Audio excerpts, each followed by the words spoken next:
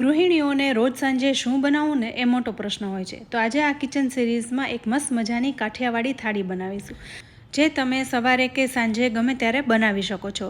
તો આ થાળીમાં આજે આપણે ભાખરી, સંભારો અને એક નવું જ શાક બનાવીશું, જે અમારા ઘરમાં તો અવારનવાર બને છે અને બધાને પસંદ છે.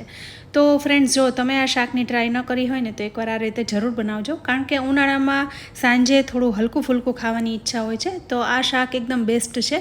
તો ફ્રેન્ડ્સ, ચાલો આજે આપણે શરૂ કરીએ. તો આજે આ શાક બનાવવા માટે આપણે તુરિયા લીધા છે. તો તુરિયા મેં અહીં 500 ગ્રામ લીધા છે, જે 3 થી 4 વ્યક્તિઓ માટે પૂરતા છે, કારણ કે તુરિયામાં પાણીનો ભાગ વધારે હોય છે, જેથી દેખાવમાં તુરિયા ઝાઝા લાગે, પણ જ્યારે આપણે એનું શાક બનાવીએ ને ત્યારે ખૂબ જ ઓછું થઈ જાય છે. હવે તુરિયાના ડીટિયા કાઢીને આપણે એની છાલ ઉતારી લેવાની છે. છાલ ઉતારીને તમારે દરેક તુરિયાને ચાખી લેવાનું છે, કારણ કે ઘણીવાર તુરિયા ખૂબ જ કડવા આવતા હોય છે. એટલે તમારે દરેક તુરિયાને ચાખી લેવાનું અને છાલ ઉતારીને એને ધોઈ લઈશું અને પછી એને નાના ટુકડામાં કાપી લઈશું. તુરિયા એકદમ સોફ્ટ આવતા હોય છે, એટલે બહુ જાડા પણ નહીં અને બહુ પતલા પણ નહીં, એવા તમારે તુરિયા પસંદ કરવા. ઘણીવાર તુરિયામાં બહુ રેશા આવતા હોય છે, તો એવા તુરિયાનો પણ ઉપયોગ ના કરવો. હવે તુરિયા સુધારી લીધા પછી આપણે એક સંભારો કરવાનો છે. તો એના માટે મેં અહીં શિમલા મરચું લીધું છે. તો શિમલા મરચાંને ધોઈ એને નાના ટુકડામાં સમારી લઈશું. તમારી પાસે શિમલા મરચું ના હોય તો સાદા મરચાંનો પણ તમે ઉપયોગ કરી શકો છો. તો શિમલા મરચાંને નાના ટુકડામાં કાપી લીધા છે. હવે શાકની તૈયારી માટે આપણે થોડા ટમેટાં સુધાર્યા છે. એક મીડિયમ સાઇઝનું ટમેટું લઈ લીધું છે. 7 થી 8 કળી લસણને વાટી લીધી છે અને આદું અને મરચાંની પેસ્ટ કરી લીધી છે. તો હવે કડાઈમાં આપણે તેલ મૂકીશું. તેલ અહીં 4 ચમચી જેવું મૂકવાનું છે. તુરિયાના શાકમાં બહુ તેલ નહીં જોઈએ. તેલ ગરમ થઈ જાય એટલે 5 ચમચી જેવું જીરું અને 5 ચમચી જેવી હિંગ મૂકીશું. ત્યારબાદ આપણે જે 5 થી 6 કળી લસણ વાટીને રાખી છે એને પણ સાથે ઉમેરીને સાતળી લઈશું. જો તમે લસણ નથી ખાતા તો ના ઉમેરવું, લસણ વગર પણ તુરિયાનું શાક સરસ લાગે છે. અહીં લસણની કળીને 1 મિનિટ માટે સાતળી લઈશું. થોડીક ગુલાબી રંગની થાય ત્યાર પછી આપણે સાથે તુરિયાને પણ ઉમેરી દઈશું. સાથે 5 ચમચી જેવી હળદર અને સ્વાદ પ્રમાણે મીઠું ઉમેરીશું. અહીં તુરિયાના શાકમાં મીઠું ઓછું જ ઉમેરવું. હવે બધું સારી રીતના મિક્સ કરી લેવાનું છે. આપણે અહીં મીઠું ઉમેરી દીધું છે એટલે તરત જ તુરિયામાંથી પાણી છૂટવા લાગશે. અહીં પાણી આપણે ઉમેરવાનું નથી. તો તુરિયાને 3 થી 4 મિનિટ ઢાંકીને રાખી દઈશું, એટલે એમાંથી પાણી છૂટવા લાગશે અને એના જ પાણીમાં તુરિયા એકદમ સારી રીતના ચડવા લાગશે. એટલે આપણે અહીં એક્સ્ટ્રા વધારે પાણી ઉમેરવાની જરૂર નથી. હવે આપણે વચ્ચે વચ્ચે તુરિયાને મિક્સ કરતા જઈશું, એટલે પાણી છૂટતું જાય અને બધી બાજુથી તુરિયા સરખી રીતના ચડતા જાય. તો ફરી ઢાંકીને આપણે 2 મિનિટ રાખી દઈશું. હવે અહીં તમે જોઈ શકો છો, તુરિયામાંથી ઘણું ખરું પાણી છૂટી ગયું છે.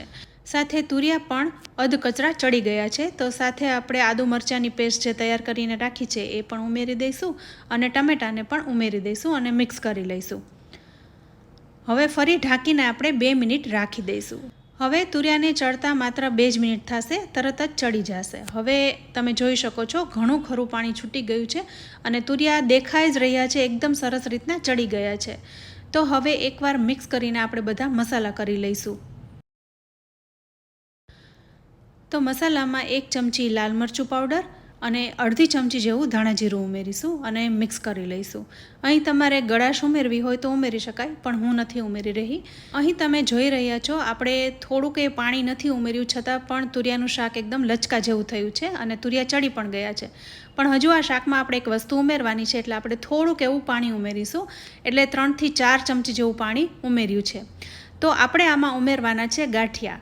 તો તુરિયા અને ગાંઠિયાનું શાક આજે આપણે બનાવી રહ્યા છીએ. આ શાકના ગાંઠિયા છે, જે થોડા કડક આવતા હોય છે. એકદમ પોચા ગાંઠિયાનો આ શાકમાં ઉપયોગ ના કરવો. અહીં આપણે પાણી એટલા માટે ઉમેર્યું કે કારણ કે ગાંઠિયા છે એ થોડું પાણી શોષી જશે. તો એટલા માટે આપણે થોડુંક પાણી ઉમેરીને પછી આપણે ગાંઠિયા ઉમેર્યા. ઘણીવાર એવું થાય કે ગાંઠિયા વધારે પાણી પી જતા હોય, તો તમે થોડું પાણી વધારે ઉમેરી શકો છો. એટલે તમે તમારી પસંદગી પ્રમાણે શાકમાં કેટલો રસો જોઈએ છે એટલું તમારે પાણી ઉમેરીને ગાંઠિયા ઉમેરી દેવાના. હવે થોડીવાર આપણે ઢાંકીને રાખી દીધું હતું, ત્યાં સુધીમાં ગાંઠિયા પણ સરસ રીતના સોફ્ટ થઈ ગયા છે. હવે વધારે વાર ગેસ આપણે ચાલુ નથી રાખવાનો. તો ગેસને અહીં બંધ કરી દઈશું અને કોથમરીથી ગાર્નિશ કરી લઈશું. તો શાક અહીં તૈયાર થઈ ગયું છે. હવે આ શાકને ઢાંકીને સાઈડમાં રાખી દઈશું. તો ત્યાં સુધીમાં આપણે એક મસ્ત મજાનો સંભારો પણ બનાવી લઈએ. સંભારા માટે એક વાસણમાં મેં 3 ચમચી જેવું તેલ લીધું છે. તેલ ગરમ થઈ ગયું એટલે એમાં 5 ચમચી જેવી રાઈ અને 2 ચપટી જેવી હિંગ ઉમેરીશું. રાઈને અહીં સરસ રીતના ફૂટવા દેવાની છે, ત્યાર પછી જ હિંગ ઉમેરવાની. હવે સાથે મરચાંને પણ ઉમેરી દઈશું. ગેસની ફ્લેમ હાઈ રાખવાની છે. સાથે સ્વાદ પ્રમાણે મીઠું ઉમેરી દઈશું એટલે શિમલા મિર્ચમાંથી પાણી છૂટવા લાગે. આ સંભારાને આપણે એકદમ ચડવા નથી દેવાનો, થોડો ક્રન્ચી રહે ને એવો જ રાખવાનો છે. એટલે હાઈ ફ્લેમ રાખીશું અને ફટાફટ આ શિમલા મરચાંને મિક્સ કરતા રહીશું. થોડા ઘણા સોફ્ટ થઈ જાય એટલે આપણે આમાં સ્વાદ પ્રમાણે ધાણા જીરું ઉમેરીશું. મેં અડધી ચમચી જેવું ઉમેર્યું છે. સાથે 1 ચમચી બેસન ઉમેરીશું. એથી એકદમ ટેસ્ટી લાગશે. તો બેસન તો ખાસ ઉમેરજો, આ સંભારો એનાથી વધારે ટેસ્ટી લાગે છે. આ શિમલા મરચાંમાં પણ પાણીનો ભાગ વધારે હોય છે એટલે બેસન એમાં જ ચડી જશે. તો માત્ર 1 જ મિનિટમાં બેસન ચડી જશે. આ સંભારામાં મેં હળદર નથી ઉમેરી. જો તમારે ઉમેરવી હોય તો ઉમેરી શકાય. તો બસ હવે અહીં મેં ગેસ બંધ કરી દીધો છે. સંભારો અહીં તૈયાર થઈ ગયો છે. હવે આ શાક અને સંભારા સાથે ખવાય એવી મસ્ત કાઠિયાવાડી ભાખરી બનાવીશું. તો એના માટે મેં તાવડીને ગેસ ઉપર ગરમ કરવા મૂકી દીધી છે ને અહીં હું 3 નંગ જેવી ભાખરી બનાવી રહી છું. એટલે મીડિયમ સાઇઝની તૈયાર થાય એટલો આપણે લોટ લઈશું. તો 2 ચમચા જેવો લોટ લીધો છે. સાથે 3 ચમચી જેવું તેલ ઉમેરીશું. ભાખરી જ્યારે બનાવો ને ત્યારે તેલ સરખી માત્રામાં ઉમેરવું, નહીંતર ભાખરી એકદમ ચવડ થાય છે. સાથે સ્વાદ પ્રમાણે મીઠું ઉમેરી દઈશું. અહીં આ ભાખરી આપણે શાક સાથે ખાવાની છે એટલે વધારે પડતી ક્રિસ્પી અને કડક નથી બનાવવાની, થોડી સોફ્ટ બનાવીશું.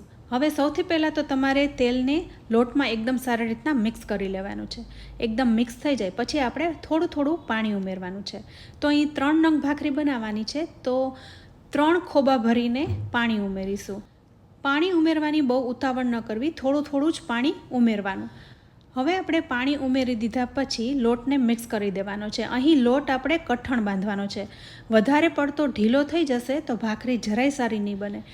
એટલે થોડું પાણી ઉમેરીને લોટને તરત જ મિક્સ કરી લઈશું. તો અહીં તમે જોઈ શકો છો વધારે પાણી નથી, લોટ હજી કોરો જ છે. તો હજુ થોડું પાણી આપણે આમાં ઉમેરવું પડશે. તો થોડુંક પાણી હાથમાં લઈને આપણે ઉમેરી દઈશું. અહીં આપણે લોટ બાંધીને એને કૂણવી નથી નાખવાનો. જ્યારે તમે ભાખરી બનાવો ને ત્યારે ખાસ ધ્યાન રાખવાનું, લોટને કૂણવવાનો બહુ હોતો નથી. એટલે માત્ર પાણી ઉમેરીને આપણે મિક્સ જ કરવાનો છે.